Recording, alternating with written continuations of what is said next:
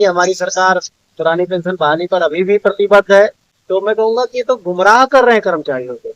Delegation बुलाइए, उनके साथ बात कीजिए, आप कमेटी बनाइए। कई कर्मचारी संगठन ऐसे रहे हैं तो बताओ, संजय सिंह को गेस्ट के तौर पर बुलाए, इनको बैठाया और आप रामलीला मैदान की रैली की बात कर रहे हैं। रामलीला मैदान की रैली की बात कर, और इसकी हम कभी भी विपक्ष को अपना मुद्दा बेचते नहीं है। जो लोग बेचते हैं उनसे ये सवाल होना चाहिए। जिन लोगों ने कर्मचारियों के आंदोलन में विपक्ष को या विपक्षी पार्टियों को मंच पर बुला करके ऐलान करवाया, उनसे ये सवाल होना चाहिए। नमस्कार, मैं हूं आपके साथ भास्कर तिवारी, नवोदित भास्कर में आप सबका स्वागत। पुरानी पेंशन को लेकर के तमाम तरह की तैयारी चल रही है, तमाम तरह की बातें चल रही है, तमाम तरह के जो प्रयास है वो भी चल रहे हैं, लेकिन इनका परिणाम आखिर क्या है? अभी हाल फिलहाल में एक हफ्ते पहले पंजाब में पुरानी पेंशन की बहाली के मुद्दे पर आंदोलित सरकारी कर्मचारियों ने विधानसभा का घेराव किया। नतीजा ये हुआ कि पंजाब पुलिस ने बर्बरतापूर्वक न सिर्फ लाठीचार्ज की, बल्कि उनके ऊपर आंसू गैस के गोले भी दागे, और इसके बाद जो हो सकता था पुलिसिया कार्रवाई, वो सब कुछ हुआ। इन तमाम विषयों पर चर्चा करने के लिए आज हमारे साथ हैं all India employees employees federation के राष्ट्रीय अध्यक्ष डॉक्टर मनजीत सिंह पटेल। डॉक्टर साहब, आपका बहुत बहुत स्वागत है। और जैसा कि हमने आपको शुरू में बताया कि पुरानी पेंशन की बहाली के मुद्दे पर आंदोलित सरकारी कर्मचारियों की ओर से जो प्रयास किए जा रहे हैं, उन प्रयासों में अब तक कहाँ तक सफलता उनको मिल पाई है, और जिस तरीके से प्रोटेस्ट अगर हो रहा है तो ये नतीजा आपके सामने, कभी हफ्ते भर पहले जिस तरीके से आंसू गैस के गोले भी दागे गए, कर्मचारियों के साथ मारपीट भी की गई, महिलाएं भी बहुत सारी ऐसी थी जो जख्मी थी और फिर आनंद फानंद में अस्पताल में भर्ती कराना पड़ा। इन सब पृष्ठभूमि को आप कैसे देखते हैं? नहीं, देखिए, लोकतंत्र में किसी मुद्दे को लेकर के डिमांड करना, प्रोटेस्ट करना, एजिटेशन करना, धरना करना, ये तो संविधान की ताकत है, संविधान में प्रदत्त है, संविधान में दिया गया है। और सरकार ने जो बलपूर्वक जो उसको दबाने की कोशिश की है, ये बिल्कुल बहुत गैर जिम्मेदाराना हरकत है सरकार की, और बहुत तुच्छ हरकत है ये। और ये मैं कहूँगा कि ये जो डिक्टेटर वाली हरकत है, कर्मचारी शांतिपूर्वक अपनी मांगे कर रहे थे, और यही सरकार आज से 4 साल पहले कैप्टन साहब के गृह जनपद में पटियाला में हम लोग गए थे, हमने खुद रैली की थी वहां पर। और उस रैली में तत्कालीन जो सरकार है, इसके महामंत्री और कुछ और वरिष्ठ पदाधिकारी हमारे मंच पर आए थे, और उन्होंने उस समय वादा किया था कि हमारी सरकार अगर आएगी, आप लोग मदद कीजिए, अगर हमारी सरकार आएगी तो पंजाब में आप पुरानी पेंशन बहाल करेंगे। और नतीजा ये है कि इन्होंने तो गुमराह किया लोगों को। जो वहां की सरकार है, कर्मचारियों को गुमराह कर रही है। 1 साल के बाद वो बोले कि एक बार स्टेटमेंट दे दिया कि हमारी सरकार पुरानी पेंशन बहाली पर अभी भी प्रतिबद्ध है, फिर उसके 4-6 महीने बाद नोटिफिकेशन निकाल दिया। जब करना नहीं था तो नोटिफिकेशन क्यों निकाला? नोटिफिकेशन निकाला हुआ है इन्होंने 3 साल पहले कि पंजाब की सरकार अपने कर्मचारियों को पुरानी पेंशन देने जा रही है, तो इसने फैसला ले लिया है पुरानी पेंशन देने का। तो मैं कहूंगा कि ये तो गुमराह कर रहे हैं कर्मचारियों को। तो ये गुमराह करना बंद करे, और तुम नहीं कर सकते तो तुम बताओ कर्मचारियों को कि समस्या क्या है। आप डेलीगेशन बुलाइए, उनके साथ बात कीजिए, आप कमेटी बनाइए, कमेटी बात करे मुद्दा क्या है, कैसे सॉर्ट आउट होगा। झूठ क्यों बोल रहे हो? और जब कर्मचारी 4 साल के बाद जब उसको कुछ नहीं मिला, अभी अगले साल तक चुनाव हो जाएंगे, वहां 5 साल पूरे हो जाएंगे, तब आप फिर चिल्लाओगे कि हमारी सरकार तो तुम्हारे फेवर में है। तो इस तरह का गुमराह करना सरकार बंद करे, कमेटी बनाए, और कमेटी में सभी कर्मचारियों के साथ उनकी डिमांड ले, उनसे बातचीत करे और इसका समाधान करे।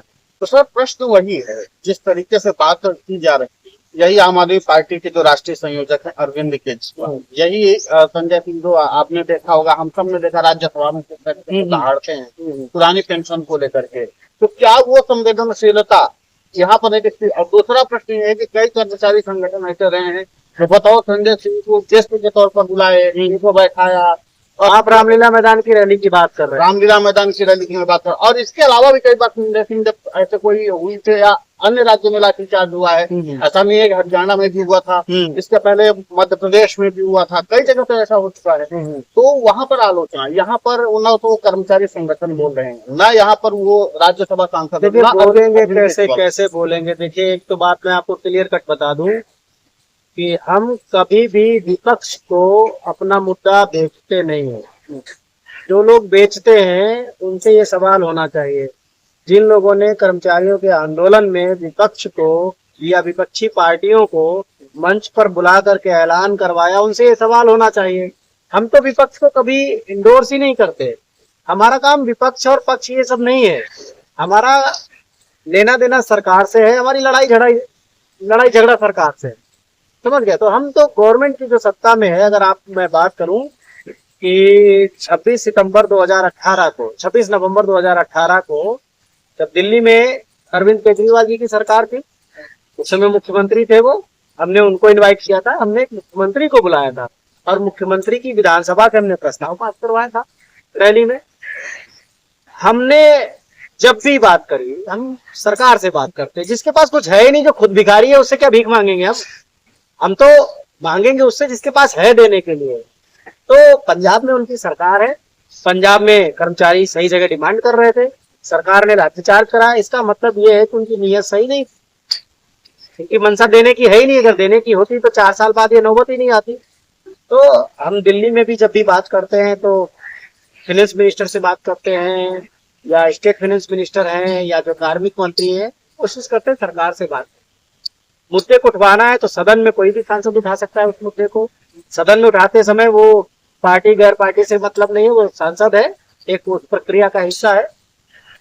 लेकिन मंच पर नहीं बुलाते हम विपक्षी दलों को। हम अपने मुद्दे को किसी विपक्षी पार्टी का घोषित नहीं होने देते कि ये फलाने पार्टी का कोई मंच नहीं है। तो अभी देखिए राजस्थान ने भी पुरानी पेंशन बहाल की थी, हिमाचल ने की थी, छत्तीसगढ़ ने की थी, या एक आध कोई और स्टेट बोला हो।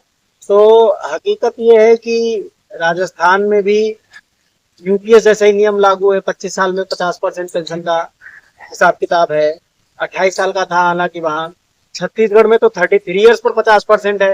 तो छत्तीसगढ़ की ओपीएस से तो बढ़िया यूपीएस है टेक्निकली अगर देखा जाए। जब आप सारे ही फंड बट निकालोगे तो, क्योंकि 33 साल के लोगों की नौकरी ही नहीं हो पा रही, तो पेंशन में कहाँ से मिलेगी, है ना। 18-18, 20-20 साल की नौकरी में लोग रिटायर हो रहे हैं, तो उससे तो बढ़िया यूपीएस बन जाएगी उनके लिए।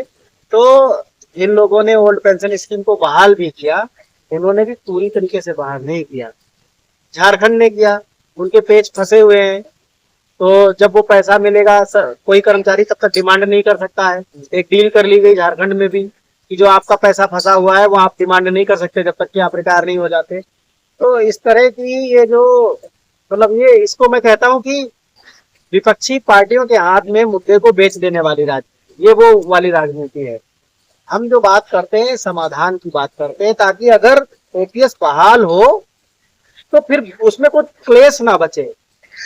ये नहीं कि ओपीएस नाम भी आ गया ओपीएस और है वो एनपीएस और यूपीएस जैसे, ये ना हो। मान लो कल को सरकार किसी यूपीएस का नाम बदल के ओपीएस कर दे और प्रावधान यही रहे, तो थोड़ी ओपीएस हो जाएगी वो।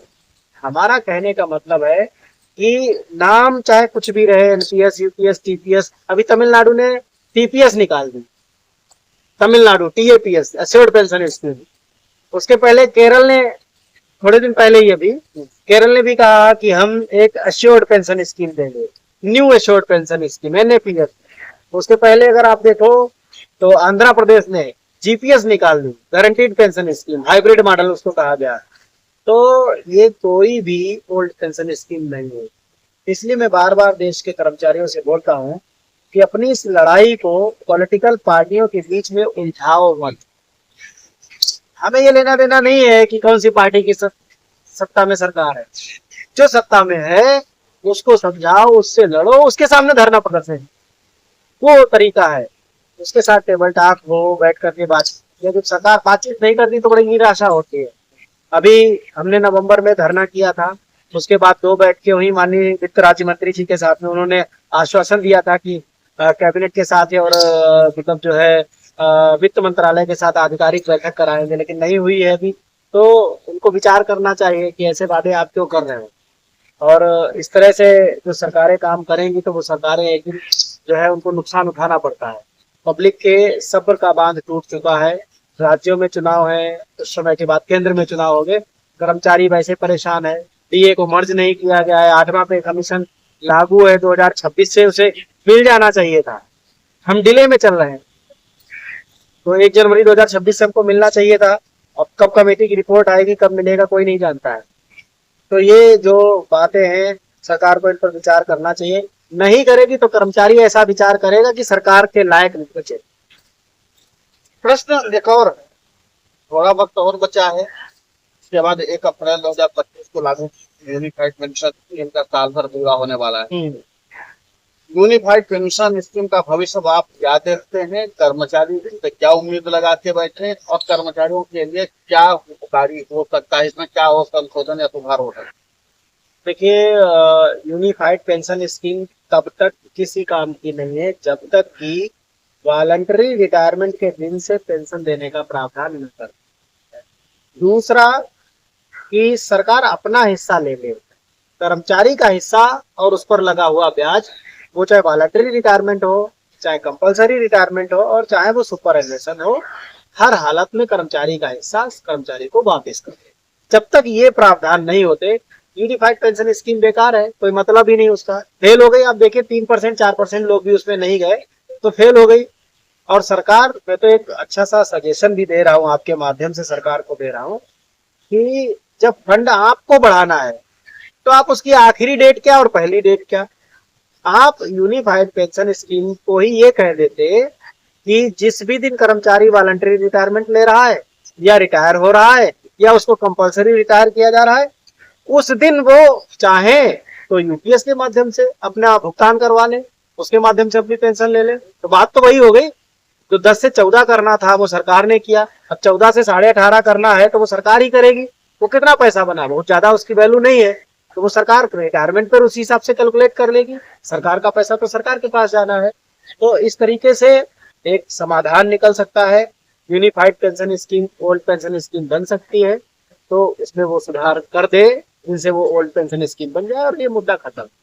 ओल्ड पेंशन स्कीम बन जाए तो क्या अभी ऑल इंडिया एम्प्लॉयज फेडरेशन के जो राष्ट्रीय अध्यक्ष हैं यानी आप, क्या अभी हाल फिलहाल में सरकार से बात करने वाले? क्योंकि देखिए बात ये, कभी संसद का सत्र भी चल रहा है, सभी लोग यहाँ पर हैं, तो क्या ऐसा संभव है कि आप बातचीत करके एक समाधान के दृष्टिकोण से बात करेंगे, या फिर जैसे आपने पहले ही ऐलान कर दिया कि अगस्त सितंबर में फिर आंदोलन हो के रहेगा, तो फिर क्या आंदोलन होगा या टेबल टॉक होगी, दोनों में क्या? हमने अगस्त की टेंटेटिव डेट दी हुई है एक, और अभी चूंकि पे कमीशन में वार्ता का दौर शुरू होना है, अभी पे कमीशन ने ऑनलाइन 3 अप्रैल तक सबसे सुझाव मांगे हैं कर्मचारियों से और संगठनों से। और जो पेंशनर्स हैं, इन तीनों ही लोग टाइप के लोगों से उन्होंने सुझाव मांगे हैं।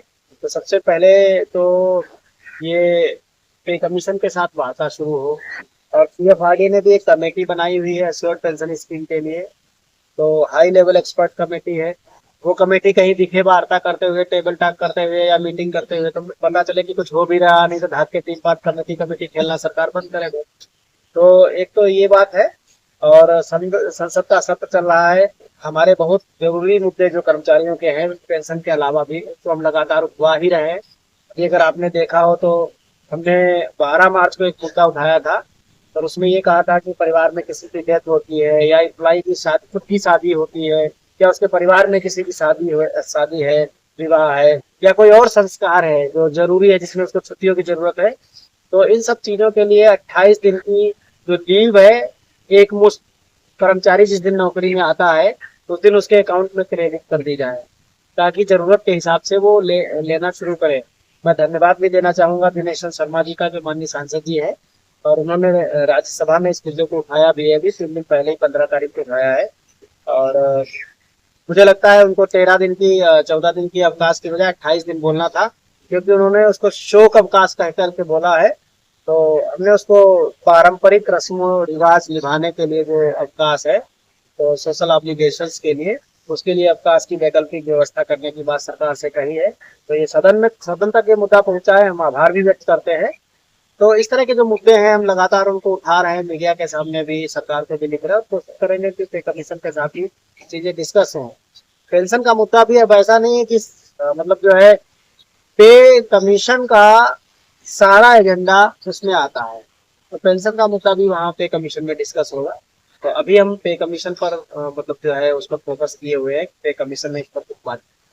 एक बहुत प्रासंगिक प्रश्न इन दिनों चल रहा है और आम कर्मचारी बड़ा परेशान है, इसे रिलेट करना चाहेगा। जो एनपीएस धारी सरकारी कर्मचारी हैं, रैंडम वो अपना एनपीएस अकाउंट चेक करते हैं, उनका जो पहले का जमा किया हुआ पैसा है वो अचानक कम दिखता है। हाँ, उनका कुछ पैसा जो है ना वो कम दिखता है। कई लोगों के 50,000 है, किसी के 1 लाख रुपए कम है, किसी के 80,000 रुपए कम है। ये मूल समस्या क्या है? इसका क्या शेयर बाजार से कोई रिश्ता हाँ, है? बस शेयर बाजार से ही रिश्ता है, सारा रिश्ता ही शेयर बाजार से है। LIC, UTI, SBI या बाकी जितने फंड मैनेजर हैं, पैसा तो सारा मार्केट में लगा है। अब इसराइल, ईरान, US वार शुरू हो गया तो मार्केट नीचे आ गई। अभी रसिया यूक्रेन हो गया तो मार्केट नीचे आ गई। कहीं कुछ और हो गया, ट्रेन से पटरी से ट्रेन उतर गई तो फिर ये दिक्कत आ गई, कहीं कुछ और किल्लत शुरू हो गई। तो जियो पॉलिटिकल का अब हर आदमी हिस्सा है, जियो पॉलिटिक्स का। तो पूरी दुनिया में कुछ होता है तो उसका इम्पैक्ट हर आदमी पे पड़ता है, डायरेक्ट इनडायरेक्ट कैसे भी पड़े लेकिन पड़ता है। तो उसकी वजह से पैसे की वैल्यू घट जा रही है। तो हम इसीलिए डिमांड कर रहे हैं लगातार कि जो कर्मचारी का जो अंशदान है उस पर एश्योर्ड रिटर्न की व्यवस्था की जाए, वो मार्केट के फ्लक्चुएशन का शिकार ना हो। तो ये बात लगातार डिमांड करते रहे हैं और पे कमीशन में भी इस बात की डिमांड रहेगी। पैसा घट रहा है लोगों का, यही नहीं, अब जो जो नया सिस्टम इन्होंने थोड़ा सा अपडेट भी कर दिया है। NPS CRA की जो वेबसाइट है NSDL वाली, इसमें पर्सनल अकाउंट में पैसा फ्लक्चुएट करता दिखता है। तो उसमें भी इन्होंने कुछ बदलाव किए हैं। 3 तरह से पैसा दिखता है। कुछ तो ऐसा पैसा दिखता है जिसका कोई मतलब ही नहीं, वो हाथी के दांत है, खाने के हैं नहीं, केवल दिखाने के हैं। तो मतलब अजीबोगरीब सरकार प्रचार कर रही है NPS जरूरी है, मतलब कर्मचारी आंदोलन कर रहा है और सरकार उसके प्रचार पे पैसे खर्च कर रही है। पहले कमेटी बना करके पैसे खर्च किए, 2-2.5 साल निकाला, उसमें बर्बाद किया, और फिर एक एक्सपर्ट कमेटी बनाई, अब उसका प्रचार प्रसार नहीं। जो चीज कर्मचारी को social old age, social income security की गारंटी ना दे पाए, उसका आप कितना ही प्रचार कर लो, वो बेकार ही। कर्मचारी उसे नकार चुके हैं, उन्हें NPS नहीं चाहिए। एक प्रश्न बहुत प्रासंगिक हो चला है और तमाम आर्थिक विश्लेषक बात करने का करते हैं कि आने वाला जो ये 2030 तक का वक्त है कर्मचारियों के बड़ा कठिन हो। कठिन इसलिए क्योंकि कई देश अब ऐसे हैं जो युद्ध के मैदान में कूदने वाले हैं और ये लड़ाई जैसे रशिया यूक्रेन की चली ऐसे ये चलती रहेगी और इसका असर ये होगा कि वैश्विक स्तर पर एक बड़ी मंदी आने वाली है। और जब ये बड़ी मंदी आएगी किसी समय पर बहुत भारी तादाद में सरकारी कर्मचारी एनपीएस वाले रिटायर होंगे। क्या लगता है कि इस मंदी का आर्थिक अगर शिकार हुए फिर वो पना पर नहीं पाएंगे? मैंने पहले भी इस बात को कहा है कि जो 2033 में 2033 में बड़े पैमाने पर सेंट्रल गवर्नमेंट या स्टेट गवर्नमेंट एम्प्लॉइज रिटायर होना चाहिए जो NPS में, उस समय अभी के जो हालात है इससे भी बुरे हालात हो सकते हैं, क्योंकि उस समय एक बड़ा अमाउंट जब NPS से विड्रा किया जाएगा तो मंदी आए ना आए वो विड्रा करने से ही, जब इतने सारे लोग, सपोज दैट 1 लाख 1.5 लाख लोग जब NPS से रिटायर होंगे तो वो 1.5 लाख लोग अपना 60% अमाउंट निकालें, तो उस समय ही NPS धराशायी होगी। उस समय इसकी वैल्यू घट जाएगी। नहीं घटेगी तो कंपनियां इसको कम कर सकती हैं, डिवैल्यूएट कर सकती हैं इसको। तो जिसका 50 लाख है 30 लाख रह जाएगा, 35 लाख रह जाएगा, 40 लाख रह जाएगा। इस तरह के नुकसान की 100% आशंकाएं हैं और इसीलिए हम बार बार कहते हैं कि NPS पर कंट्रोल है कंपनियों का। हमारे पैसे पर जब ईस्ट इंडिया कंपनी जैसा तो बिल्कुल वैसा ही है, वैसा ही है। अगर हमारे फंड पर किसी कंपनी का कंट्रोल है तो उसकी मार्केट वैल्यू अप करना या डाउन करना उनके हाथ में है। और जब हम बड़ी तादाद में पैसा लेकर के निकलने की कोशिश करेंगे तो जाहिर सी बात है वो उसकी वैल्यू को डिक्रीज करेंगे। कोई ना कोई कोशिश करेंगे इस तरह की जिससे हमारा पैसा कम हो जाएगा, फिर थोड़े दिन बाद उनकी मार्केट ठीक हो जाएगी। तो इस तरह का स्कैम होना पॉसिबल है और इसके बहुत ज्यादा चांसेस हैं। मैं बार बार भारत सरकार से ये रिक्वेस्ट करता आया हूँ कि कर्मचारी को इस ये जो जुआ है, जुए से बाहर निकाल लो, उसका पैसा जुए। पेंशन विभाग के सचिव से कोई बैठक या वार्ता चल रही है या नहीं, कुछ अभी ऐसा? अभी अभी कोई वार्ता नहीं है और ना ही अभी कोई वार्ता हमारी पाइपलाइन में है। हमने डिमांड की थी, नवंबर दिसंबर में ही डिमांड की थी, अब तो मार्च खत्म होने की कगार पर आ रहा है। तो अभी तक हमारी 3 महीना हो गया है, 3 महीने में कोई वार्ता नहीं हुई है। और हमने अभी जेसीएम के साथ एक बैठक की जो इस पर डिमांड रखी थी कि एचसीपीसी में कुछ हमारे मुद्दों को रखा जाए और एक बार फिर से डिमांड की जाए कि फाइनेंस सेक्रेटरी साहब के साथ इसके डिमांड। हालांकि आज एक संगठन की डीओपीटी मिनिस्टर साहब के साथ वार्ता थी, वो शायद आज ना होकर के कल या परसों में उनकी वार्ता होनी है। तो उन्होंने भी कुछ हमसे सजेशंस लिए हैं, मैंने उनको भेजे हैं और उनका फोन भी आया था। उन्होंने भी बताया कि हम आपके सजेशंस को रखेंगे इसमें।